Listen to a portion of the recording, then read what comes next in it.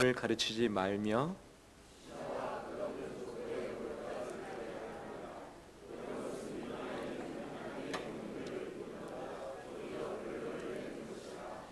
이 교훈의 목적은 청결한 마음과 선한 양심과 거짓이 없는 믿음에서 나오는 사랑이거늘 같이 읽겠습니다. 율법의 선생이 되려 하나 자기가 말하는 것이나 자기가 확증하는 것도 깨닫지 못하는도다. 아멘. 주의 이름으로 축복합니다. 우리 가까이면서 인사 나눌까요? 축복합니다. 잘 오셨습니다.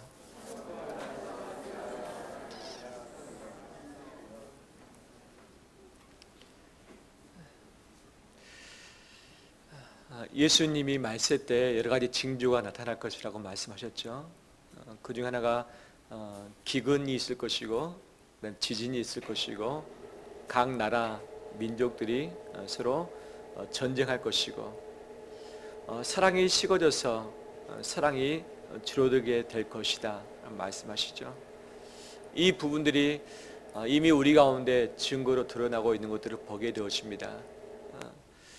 특히 기후의 변화 역시 말세를 살아가는 징조 중에 하나라고 할 수 있죠. 우리의 부족한 점도 있지만 이 모든 것들을 감당하는 것이 마지막 때에 우리가 살아내야 할 과제가 아닌가 생각이 되었습니다. 또 마지막 징조를 말씀하실 때 한 가지들을 말씀하시죠. 무엇이냐면 미혹받을 것이다. 미혹받지 않도록 주의하라 말씀하십니다. 분명히 미혹할 것이다. 어떻게 미혹할 것인가? 그리스도 아닌, 내가 아닌 가짜 그리스도가 와서 자기가 자칭 그리스도라고 해서 많이 나타날 것인데 많은 사람이 미혹될 것이다. 너희들은 주의하라. 또한 거짓 선지자들이 많이 나타날 것이다. 그들을 주의하라. 내가 보내지 않았는데 자칭 선지자를 말하면서 하나님의 말씀을 대언하는 자, 하지만 가짜들이 있다. 분명히 미혹해낼 텐데 너희들이 그렇지 않도록 깨어 기도하고 주의해라 말씀을 하고 있죠. 평생도록 신앙생활을 잘 하다가 이 잘못된 진리에 미혹될 때에 모든 신앙의 뿌리까지 송두리째 뽑혀나가는 부분들도 있고 본인뿐만 아니라 온 가족이 함께 넘어지는 것도 있고 또 가족 중에 누군가가 미혹돼서 넘어지게 되어지면 온 가족이 마음의 불행함과 안타까움이 차 있는 것 아니겠습니까? 우리나라의 이단의 비율이 상당히 많아지고 있고 그 이단의 연합력들이 커지고 있습니다. 예전에는 숨어서 했는데 요즘에는 드러내서 내가 신천지다, 내가 하나님의 교회 교인이다라고 말하면서 접근하고 있고 당당하게 그들은 전도를 하고 있는 시대 가운데 있는 거죠. 왜?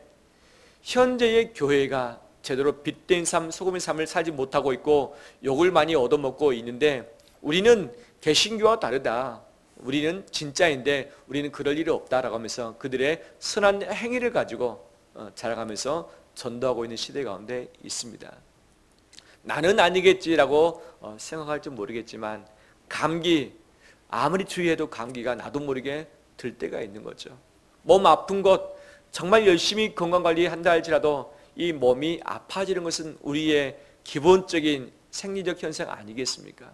이 이단에 빠지는 것, 잘못된 진리에 미혹되는 것 역시 내가 주의한다 할지라도 나도 넘어질 수도 있고 우리 가족도 그 대상이 될 수 있고 우리 다음 세대, 우리 자녀들도 노출될 수 있다는 것을 기억하면서 다시 한번 주의하면서 우리를 다잡고 무장하는 자 되길 주의 이름으로 축원합니다. 대표적인 우리를 미혹하는 이단이 신천지하고 하나님의 교회인 거죠. 상당히 많이 깊이 우리 가까이에 와 있고 뿌리 내리고 있고 개신교가 아무리 말을 해도 이제 그들은 콧방귀도 끼지 않고 도리어 개신교를 공격을 해야 되고 있는 것을 보게 되는 거죠. 이 주보에 우리 신천지하고 하나님의 교회를 정리를 해서 함께 삽입을 해놨습니다. 신천지를 보면 이만희 씨가 교주죠. 이만희 씨가. 그래서 자기는 보혜사다. 예수님이 성령님 보혜사를 보내신다고 했는데 바로 본인을 보냈다라고 이야기를 하고 있고 자기를 죽지 않고 영생 불사한다. 나는 재림주이다. 나는 구원자이다. 나를 통해서만 구원을 받을 수 있다고 이야기를 하고 있죠. 근데 이 사람은 이 박태선 알죠? 박태선 씨의 그 계열이고 유재열 씨의 계열로 인해서 있다가 나중에 독립해서 만들었던 것이 신천지죠. 새 하늘과 새 땅, 요한계시록에 나오죠. 바로 새 하늘과 새 땅을 한자어로 신천지라고 이야기를 하고 있죠. 이미 14만 4천 명이 넘었습니다. 그들은 자기들의 교족부에 올라간 수만이 하나님의 생명책과 동일하다라고 이야기를 하고 있죠. 그래서 천상에 있는 14만 4천의 그 영원한 그 영이 이 땅에서 14만 4천 명이 채워지면 그들 위에 임한다. 몸과 영이 합이일체가 돼서 그 사람은 영존불사하는 자가 된다. 죽지 않은 자가 된다라고 가르치고 있죠.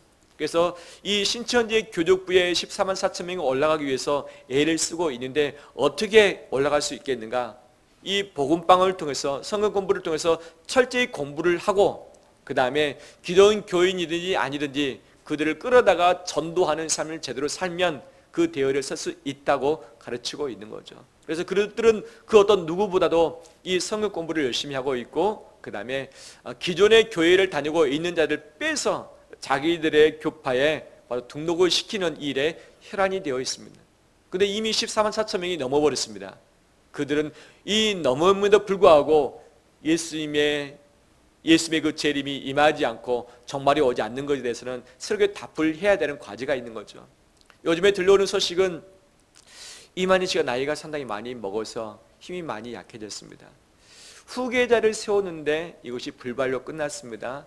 신천지 내에 내분이 일어나고 있습니다. 이 독립된 자들이 또 다른 이 이단들을 만들어내고 있는 상황입니다. 전문가는 말하기를 아마 머지않은 때에 신천지는 자체적으로 와야 되고 말 것이다. 하지만 이미 들어있는 그 사람이 모든 이단이 한꺼번에 없어진 경우는 없다. 최소 5년, 10년 이상 더 가게 되는데 앞으로도 신천지는 서로 와야 된다 할지라도 그 뿌리가 너무 깊기 때문에 단무가 더 지속될 것이다 라고 추정들을 하고 있죠. 그런 특히나 여러 가지 과정을 통해서 사람들을 미혹하면서 그들의 복음방, 전우사님, 선교사님, 또 기도받으러 가자 라는 것으로 인해서 그곳에 빠져들게 하고 처음부터 이만희 씨를 이야기하지 않습니다. 그들이 이제는 우리 식구가 됐다라고 했을 때 자기들이 신천지이며 이만희 씨가 우리의 구세주인 것을 가르치면서 빠져나가지도 못하도록 막아서는 것들이 그들의 특징이라 할 수 있겠죠. 예수 그리스도께서 보내신 보혜사는 성령님 밖에 계시지 않는데 자기 자신이 보혜사고 나로 말미암아 구원에 이를 수 있다고 하는 이 바로 적 그리스도, 가짜 그리스도라고 할 수 있는데 예수님이 예언하셨던 마지막 때의 그 내용과 똑같다라고 할 수 있겠습니다. 그 뒷페이지에 보면 하나님의 교회가 또 나오죠.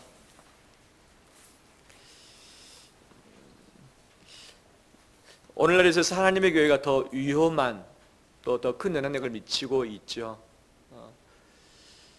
우리 신내 일동 주민센터에서 개설한 밴드가 있는데 그 밴드에 이 하나님의 교회가 활동을 하고 있죠. 무엇을 하고 있는가?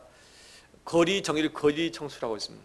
거리 청소하는데 한 100명씩 젊은이들 모여서 거리 청소를 하고 있어서 거기서 사진을 게시를 하고 있고 노인정, 양로원 가서 실제 임용을 해주고 있고 때가 되면 여러 가지 선물 꾸러미 박스를 수백 박스 만들어 가지고 어려운 이웃들에게 나눠주고 있고 소방서 등 관공서에 가서 기금을 전달하고 물품을 증정하고 있는 일들을 하고 있는 거죠. 우리는 좋은 사람이다. 우리는 선한 사람이다 라고 하면서 이 중랑 하나님의 교회가 아주 이 모든 지역 공동체에 샅샅이 들어가고 있고 하나님의 교회는 이단이 아니라 국가로부터 정부로부터 또는 이 사회적 단체로부터 이미 봉사상을 수없이 받았는데 이런 봉사상을 받고 있는 우리가 이단이냐? 우리는 아니다. 우리를 이단이라고 하는 이 기존교회가 잘못된 이단이다라고 이야기를 하고 있는 거죠. 특히 젊은 세대에서 돈을 막대하게 투자를 해서 학생들, 청년들에게 좋은 공부의 기회를 제공을 해주고 있고 문화사역을 통해서 이들이 정말 그 한류 이 문화를 통해서 그들 접근해서 그들이 마음껏 후원해주고 그들을 자기의 사람으로 만드는 일들을 하고 있는 거죠. 하나님의 교회 들어가게 되면 결국은 그 안에서 이 안식교 이 교리로 무장이 됩니다. 실제 안상홍 씨가 안식교 교파죠. 그래서 거기서 나와서 만들었는데 모든 교리는 안식교 교리입니다. 그래서 그들이 늘 질문하기를 무엇을 질문하느냐? 12월 25일이 예수님의 탄생일 맞느냐? 주일이 안식일 맞느냐? 너희는 왜 6월절을 지키지 않느냐? 보통 세 가지 질문 가지고 이야기를 합니다. 근데 기존 교인들이 이 답변을 잘 못합니다. 12월 25일이 예수님 태어난 날 맞는가? 이것은 아닐 가능성이 많이 있는 거죠. 예수님이 몇 날 몇 시에 태어났는지는 잘 알지 못합니다. 역사적인 기록이 없기 때문이죠.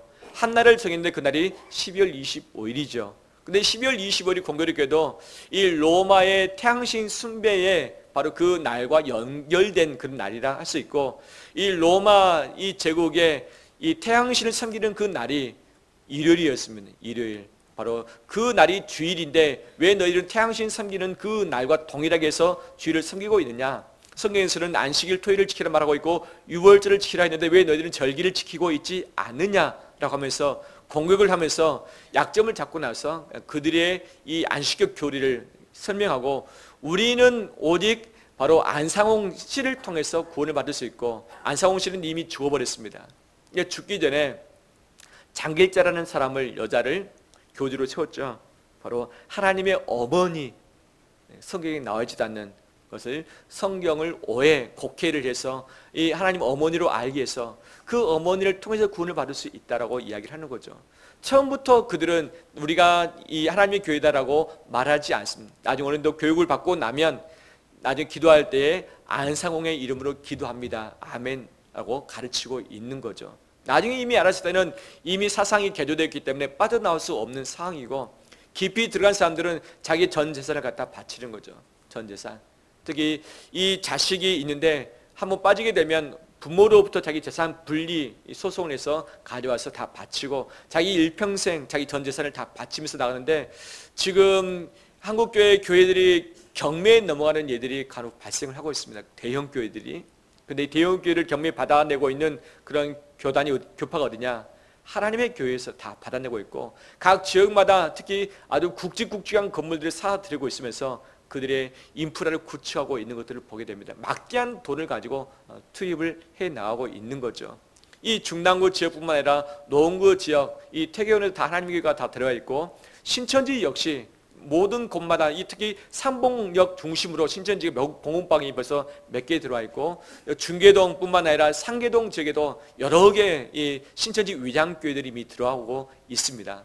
예전에는 그들은 자기 자신을 밝히지 않았지만 오늘날은 당당하게 밝히면서 나는 신천지다, 나는 하나님의 교회다 라고 하면서 전도를 하고 있고, 지하철 앞에서 이 전단지를 나눠주고 있고, 특히 한국교회 대표로 하시는 한기총 또 CBS, 이들이 잘못됐다고 하면서 이 여론전도 하고 있는 것이 신천지의 특징이라 할 수 있겠죠. 우리는 많이 노출되었습니다. 또 위험한 상황 가운데 있습니다. 이 부분들을 막아내고 깨어 있어야 되는데 어떻게 할 것인가? 오늘 본문에서 바울 사도가 디모데에게 잘 이야기를 해주고 있습니다. 디모데는 바울 사도의 영적인 아들입니다. 1차 전도 여행 때에 디모데를 만났을 것이며 2차 전도 여행 때부터 이 디모데하고 함께 바울과 동행을 했습니다. 3차 전도 여행 때 이 에베소 지역에서 3년 동안 말씀의 훈련을 했었던 거죠. 이때 디모데가 옆에서 함께 훈련을 받았고 바울의 이 신학적인 모든 것을 다 전수를 받았습니다. 나중에 감옥에서 갇힌 이후에 풀려날 때에 이 바울이 에베소 교회를 가고 싶었지만 사정상 가지 못했습니다. 대신 이 바울은 마게도냐로 갔고 에베소에 이 디모데를 파송했던 거죠. 자기 영적인 아들, 정말 바울의 신학을 잘 전수받은 이 디모데를 에베소 교회에 파송했던 거죠. 그때 당시 소아시아의 지역에서 가장 큰 도시였고 대표적인 도시였고 무역의 중심지였고 모든 우상, 신전들이 다 들어와 있고 신화의 이야기, 그 다음에 학술적인 큰 대형 도서관도 있었고 그 다음에 타락의 도시였던 거죠. 정치, 경제, 문화, 학술의 모든 중심지가 에베소 지역인데 그 한가운데 에베소 교회를 이미 설립을 해놓고 교회를 지키면서 나갔던 거죠.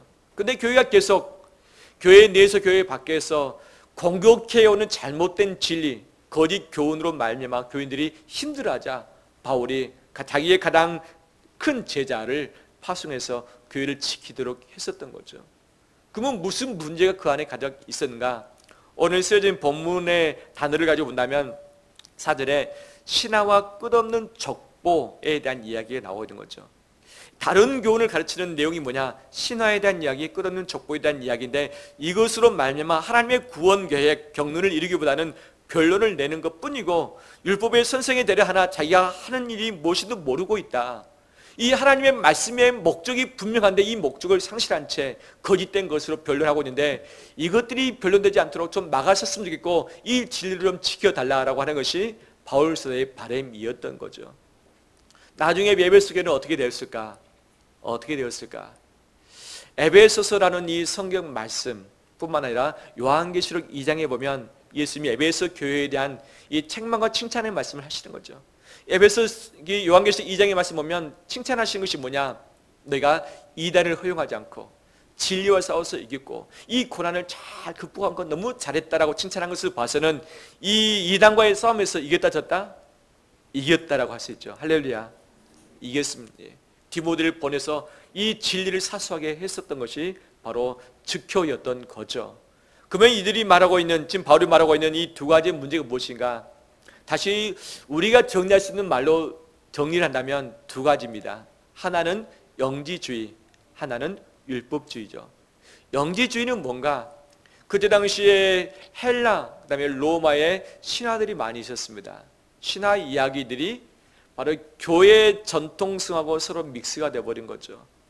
그래서 그들은 말하기를 이 땅은 악하다, 우리 몸은 더럽다, 우리는 영적인 것을 추구를 해야 된다. 그래서 이 세상을 이원화시키고 이분법으로 생각해서 우리 몸은 악하기 때문에 금욕주의를 통해서 우리 몸으로부터 탈피할 때에 구원을 얻을 수 있다. 어떻게 보면 불교하고 비슷하죠.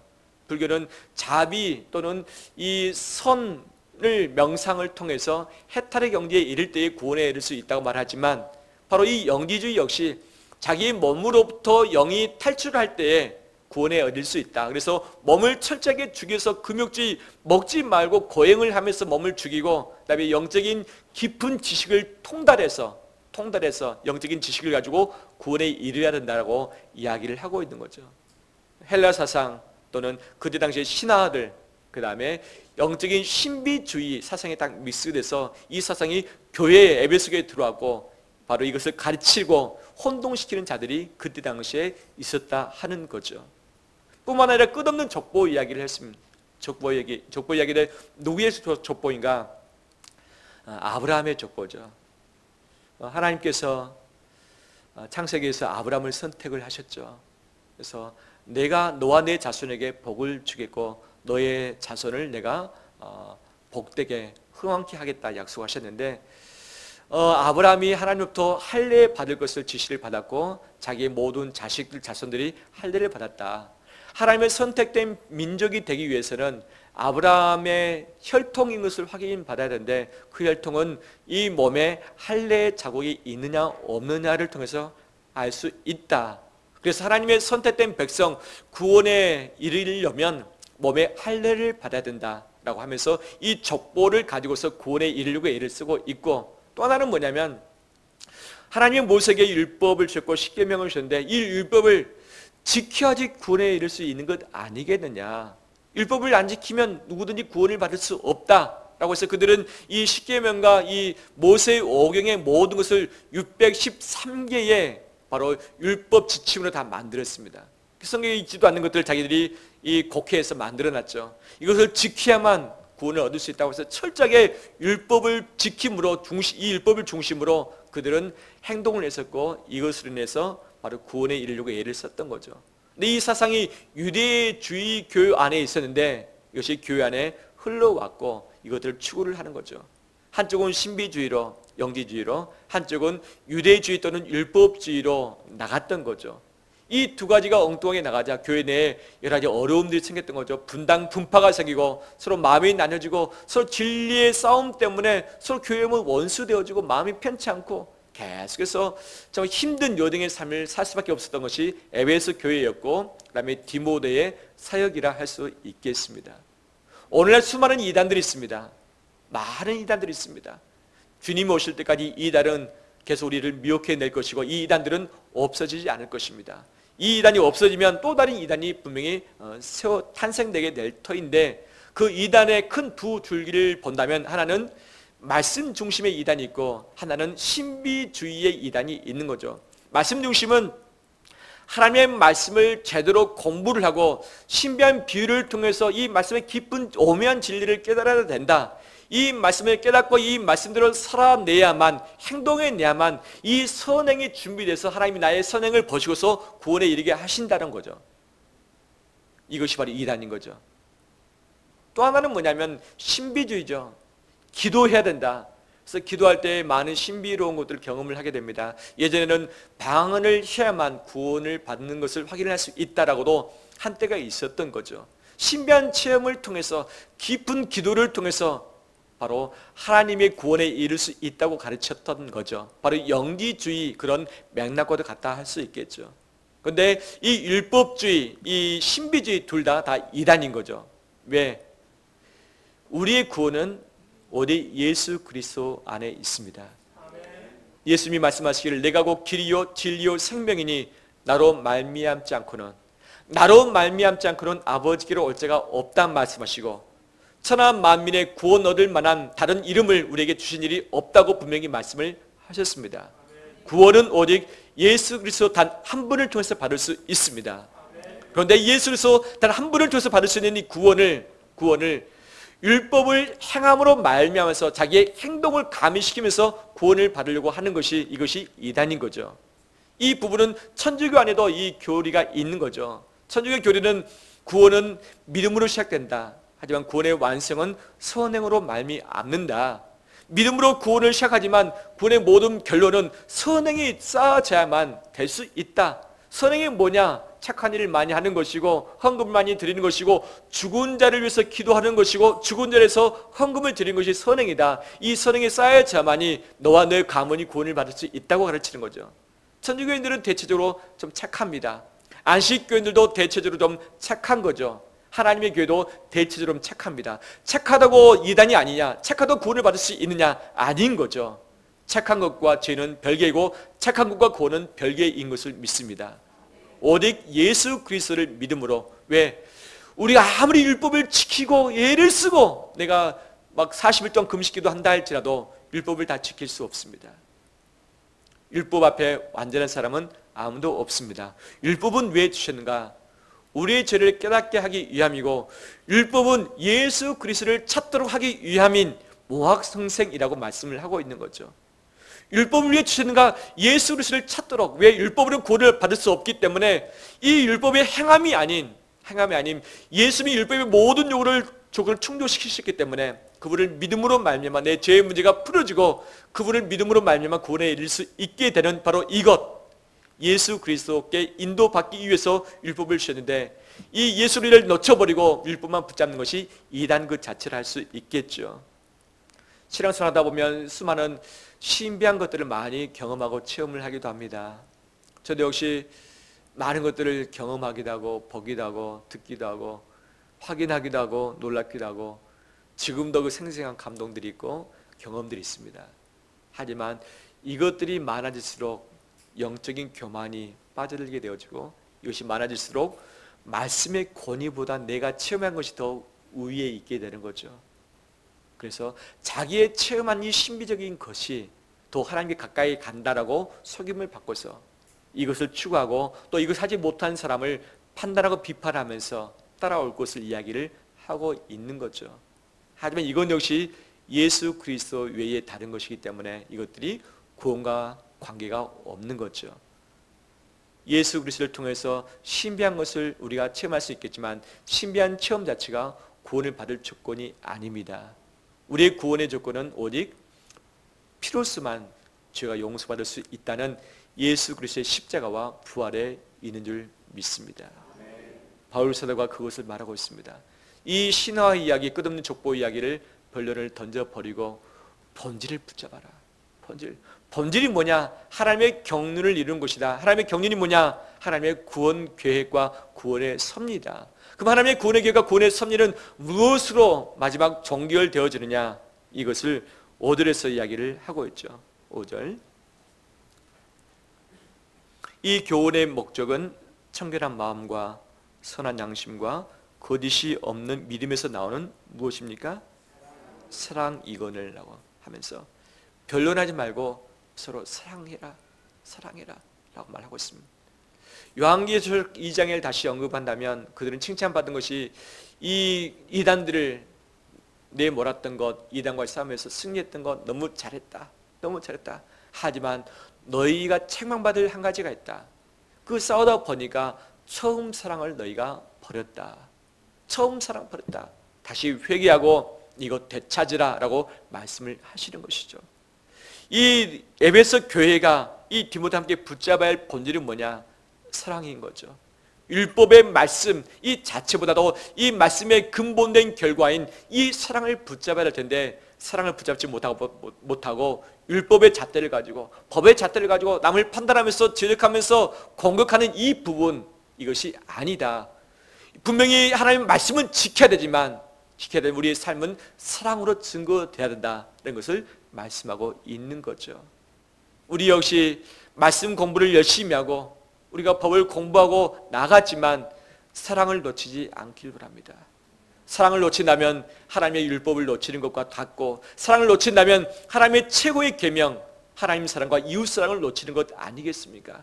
주님을 사랑하고 성도와 이웃을 사랑해내는 것, 이것은 내가 율법의 진리를 지키는 것보다도 더 우선순위라는 것을 분명히 주님은 바울 사도는 우리에게 강조하고 있습니다. 이 사랑을 꼭 붙잡는 우리 되길 축원합니다. 또한 두 번째 붙잡아야 할 부분이 있죠. 8절에서 11절에는 율법에 대해서 말을 하고 있는데 11절에 핵심 내용을 바울 사도가 말씀하고 있습니다. 11절, 이 교훈은 내게 맡기신 바 복되신 하나님의 영광에 무엇을 따름이라? 복음을 따름이니라. 할렐루야. 바른 교훈이 뭔가? 바른 교훈이 바로 복음이다. 복음이다. 그럼 복음이 뭔가? 우리는 복음 얘기를 많이 듣습니다. 복음의 내용의 핵심에 세 가지가 있습니다. 첫 번째는 예수 그리스도의 성육신이죠. 하나님께서 저 천상에서 우리를 보시면서 내가 너를 구원하겠다고 말씀하지 않으시고 우리 사람과 똑같이 제2의 아담으로 오시사, 첫 번째 아담이 죄로 인해서 넘어졌다면 두 번째 아담이신 예수님이 죄를 승리함으로 말미암아서 새로운 구원의 길을 열어두셨듯이 우리에게 오셔서 인간이 되신 이 자체가 복음의 첫 번째인 거죠. 복음의 두 번째는 무엇인가? 이것이 십자가이죠. 십자가. 내가 아무리 애를 쓰고 선을 많이 행한다 할지라도 죄는 없어지지 않습니다. 이 불교에 있어서는 이 죄를 짓는 것보다 선을 많이 행하면 그래도 더 좋은 세상에 갈 수 있지 않겠는가, 더 나은 세상에 갈 수 있지 않겠는가 말하지만 이것은 거짓말이죠. 거짓말이죠. 죄는 죄고 이 선은 선인 거죠. 바로 이 선을 행함으로 인해서 구원에 이르는 것이 아니라 예수 그리스도께서 십자가에 죽으심으로 내 모든 죄값을 혼자 담당하셨고 이 담당하셨던 것을 내가 믿고서 그분을 내 마음속에 영접할 때에 내가 죄로부터 자유케 되어지며 해방게 된 줄 믿습니다. 십자가가 내 죄를 다 풀어내고 우리의 모든 심판으로부터 자유케 한 줄 믿습니다. 이 십자가가 바로 복음의 두 번째 증거인 거죠. 복음의 세 번째는 무엇인가? 이것이 부활인 거죠. 부활.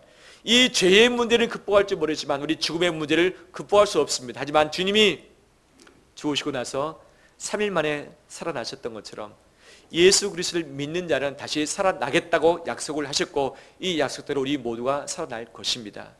이것이 부활이며 이것이 우리의 소망인 거죠. 이것이 우리의 복음인 줄 믿습니다.